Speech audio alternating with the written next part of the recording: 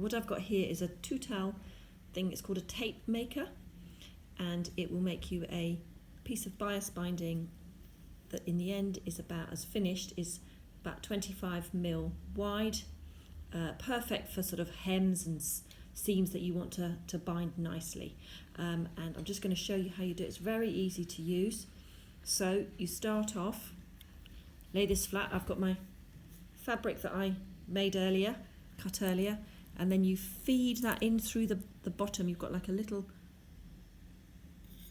space here, and you feed it in through there, and it's quite straightforward. And you can use a pin just to guide the fabric through until it pokes out the other side like that, and then you can just catch it like that with a pin.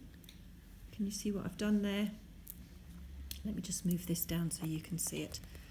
So I've got it caught with a pin there, and I've just pulled it through, and sort of pull it through until you've just got the bulk of it through, and it's kind of showing that it's made the sort of fold on the bits there. So can you see it's started to fold it there, and it's all kind of feeding through nicely like that.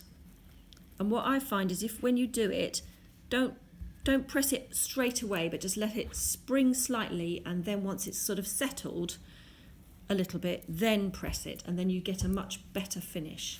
So I've got a bit of steam on my iron, and I'm just going to do it very slowly, and all the while you're just pulling this tape maker just along like that. So pull it like that, let it just spring back ever so slightly, and then you just get a much